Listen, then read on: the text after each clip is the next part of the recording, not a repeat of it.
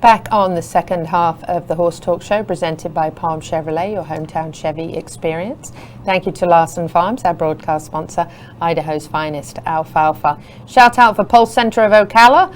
After sleeping on the ground out in the woods for 2 nights, I need to get there this week. All equestrians need to treat themselves to Pulse Center of Ocala. So wonderful for your joints, your muscles, everything. You feel so much better. You sleep better. Get that REM sleep in. PulseCenterofOcala.com. Please find them, make your appointment, and go in for a free demo. Say the Horse Talk Show sent you.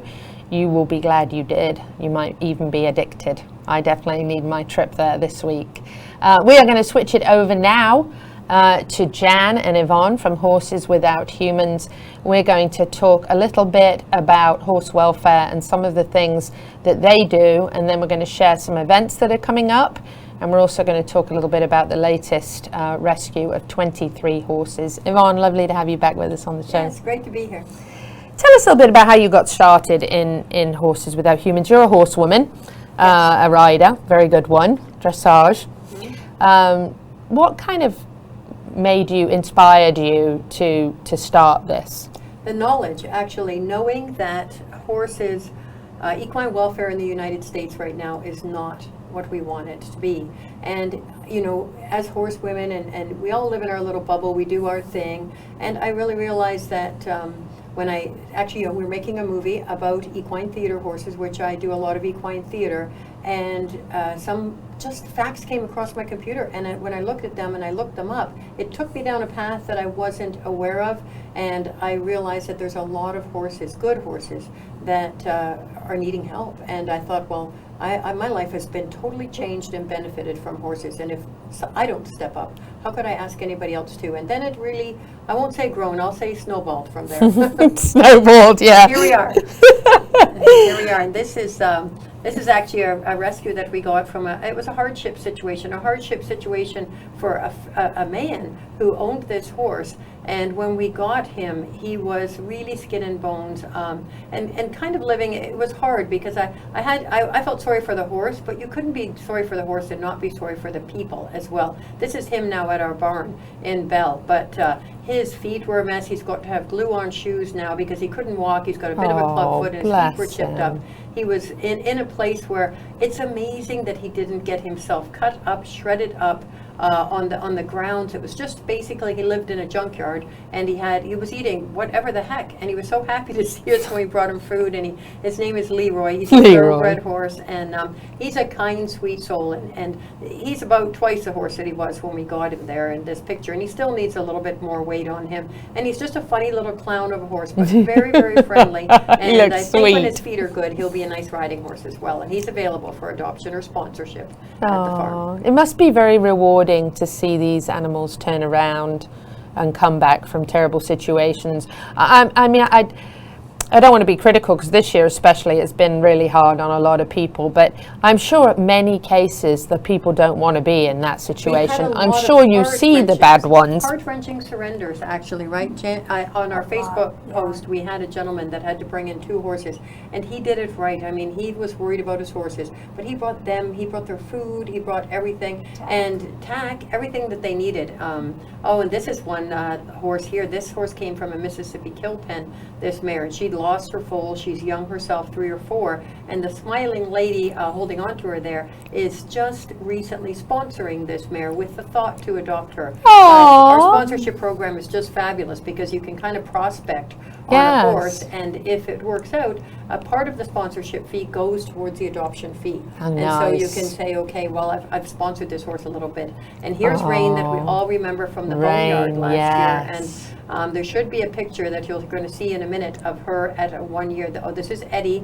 This is a year ago, and you do remember. I do, yes. You visited these horses. Rain and Eddie, I love both of them. And are they still with you? There's Eddie. My gosh. Look at Eddie at his 1 year. That gives me goose pimples. That's beautiful. And he's adopted to a family in Gainesville now. He'll be at our kind of Halloween show. Oh my gosh. What a nice rear end. He started to he's broke under saddle and going well. And he's a model. Sweetest champion. He's made a calendar of the Trafalgar Square catalog. Look at him. That's Eddie. The horse. That's Eddie. And everybody loved Eddie. Oh my gosh. gosh! And you know, him and Rain were the two poster horses for the Boneyard because they were both young. And there's Rain now.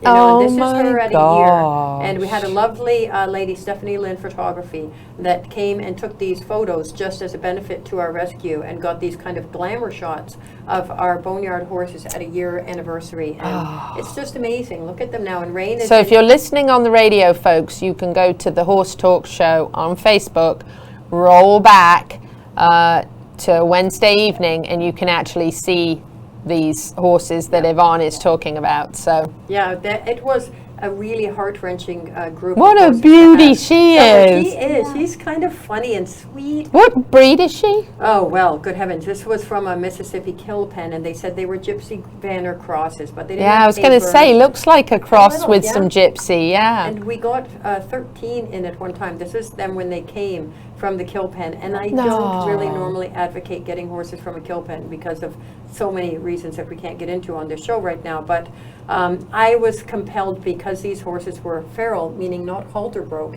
and you know, a lot of times these horses actually can get out of these kill pens when they have some value. These ones didn't have a chance, and they were going to ship because they were not touchable. And we have had a grand old merry time just getting them home. And all my help was a little bit not happy with me this past week with these 2-hour round pen sessions tacked on to the end of every day. So my goodness. They're all halter broke now. They've all had halters and started leading, and a few of them have sponsors. So that's great. I mean, we're always looking. Beautiful babies. They're gentle horses, and I think they just didn't know, and they were terrified. And unfortunately, sometimes they move those horses around with a prod, and if that's all they've had, then you go walking up to them, and they're like, yeah, no, over the fence, through the fence, whatever. And now, your background, Yvonne, you're going to get horses that, in this case, haven't even been halter broke. Clearly, you must have a lot of knowledge on starting horses. Yes, I have. I've probably had a hand in starting over 1,000 horses. Wow! And so that is a lot. I have judged the Road to the Horse, which is the world champion colt starting contest. I've judged that twice, and so I know how horses should start, and I kind of know the join up techniques. And the one thing that you don't know is how long are things going to take. It takes what it takes, and and that's hard for the interns and the kids that work for you that already are working hard. And then I tack on. We had the 23 horses from Okeechobee that we got from that illegal slaughter situation, and that was a really tricky deal. And then this group here, all feral horses again. So our summer has been a lot of round pen work, and a lot of these kids now know much more than they did about round pen. I bet you the interns and the kids that you have come and help, you learn a lot. Everything from seeing these horses in a terrible, desperate situation that they're in, to starting them right from the beginning. And I'm sure in many cases, if there has been abuse, even if they were already started, you pretty much got to start again because you've got to reprogram because their experience has been. And the girls learn a lot of first aid and veterinary care because, like this group, they all came in sick. You know, they all come with eye issues and respiratory issues, and so then you have to give meds to feral horses. How do you do that? So they learn so many incredible skills. Just there's the cuts in there on them. And I mean, it's just they're not in good shape when they come, and a lot of people ask about our adoption fees, why they are the way they are. And we have so much into these horses. By the time they're available for adoption, they don't even resemble the horses that came in. No, I can only imagine. Different. So it's a long way. It's a long road for them. It's amazing. You guys are incredible. The good news is, even though we're at the end of this segment, we're coming right back, and we're going to talk a little bit more about the 23 horses in the situation that Yvonne just mentioned, and we're also going to talk a little bit about the upcoming events that Yvonne and Jan have to help fundraise for this very expensive and time-consuming labor of love that they have made a big part of their lives. We'll be back in just a few minutes on the Horse Talk Show presented by Palm Chevrolet this hour. Stay with us. Back on the Horse Talk Show presented by Palm Chevrolet, your hometown Chevy experience. Thank you to Larson Farms, our broadcast sponsor, Idaho's finest alfalfa. I'm Louisa Barton in the studio. I have Jan and Yvonne here from Horses Without Humans. We've been talking about their story and some of the things that they have been involved in saving thousands of horses. Jan, I'm going to have you share with our listeners how they can help. Okay. We have so many ways, and we can't share it enough on Facebook. First thing I would say is please like our page on Facebook. Just go to Horses Without Humans on Facebook.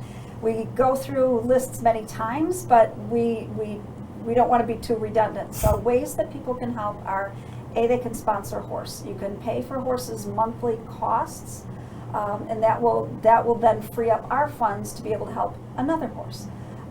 If you don't necessarily have the means to cover a horse's entire monthly costs, you can make a donation. You can also you can make a donation through PayPal on our website, which there's always a link on our Facebook page. We have an Amazon wish list where you can buy products, and we've chose products in every price range. So if you want to spend a few dollars, if that's all that you have that you can help, then we're thrilled. Any little bit helps. And we go all the way up to some more expensive items like wheelbarrows and things like that we always need.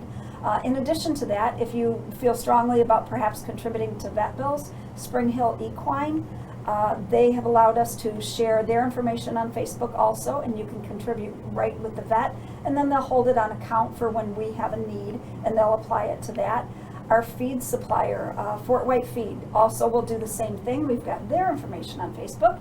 And if you just simply call them, give them a credit card and say, I'd like to buy a round bale, or perhaps you'd like to buy several bags of feed, or really anything that we can use, they'll then credit our account and help us that way.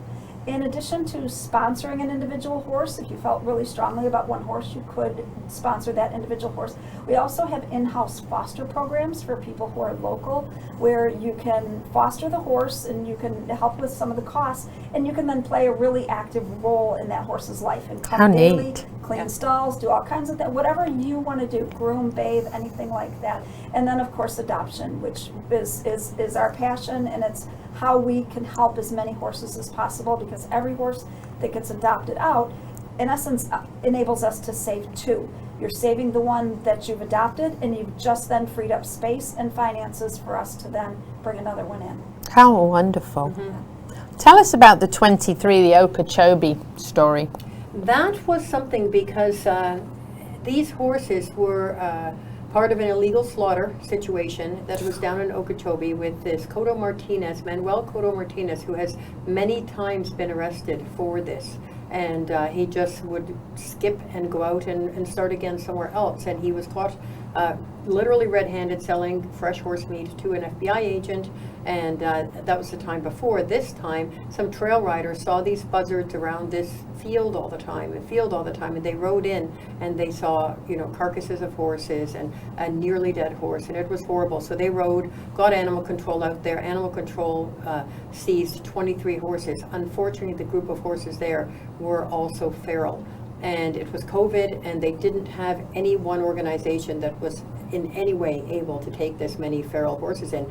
And they were high energy feral horses as well. And luckily they were in a kind of a place where we could at least get them into stock trailers and bring them home.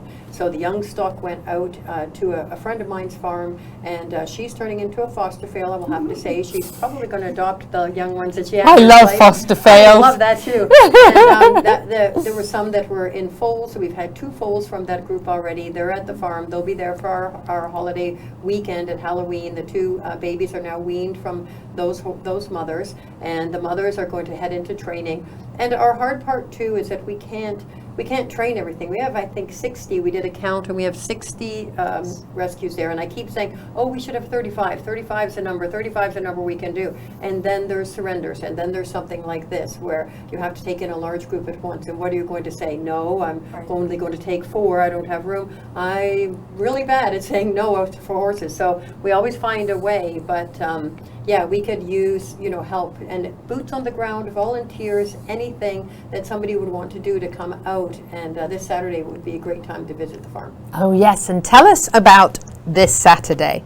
We have 2 things going on. We do. It's an exciting day. Yeah. Events time. Yes, we have a yard sale that we were very impressed. We got so many items given to us. Household items, furniture items, things that we can sell, silent auction items. Some horse items. Some horse items, yeah. We've got some saddles, we've got some tack, we've got all kinds of things. Yeah. That happens a bit earlier. That's about 10 in the morning, I think. And then starting about noon, we're going to have our Halloween party with paint pony, pony rides. we're going to have exhibitions, some theater exhibitions, which you know we're fairly good Oh, at. I know you're very good at We're those. doing the Lion I'm King. planning to come to the one in December. Costume Yes. contest. Wearing I'm hoping you costumes. invite me. Yes, you're always invited. Absolutely. There's a table with your name on it. Oh, which I is love great. that. Yeah, that will be fun. And I'll we're bring at the some cool Oaks is people. here. Are you? The Oaks in Lake City, because we were at Canterbury last year, and that facility was getting redone, and because of COVID, it got set back. And so we are at the Oaks in Lake City, and it is a beautiful, beautiful place. And we are also now managing that for our training barn, because our rescues are just taking over our place. And so we are going to have 2 facilities running now. Wow. The Oaks will be more training. It has an eventing course. It's got a full covered arena. My It's got gosh. outside jumping, 9 miles of Exciting. trail rides, so you can come trail riding if you Nice. like. I like that Oh, idea. beautiful. And the barn is just unbelievable. The O'Connors were there. Oh, yes. And so it was built to immaculate standards. It's a fabulous place, and we're going to be really happy and proud to be there and to have the holiday show, as well as we will feature some rescues there all the time that are ready for adoption, because people might want to come in and trail ride or find their next horse. So we're kind of branching out and adding more work to our plate is what we're Yes, actually you're doing. adding more I'm work. doing that.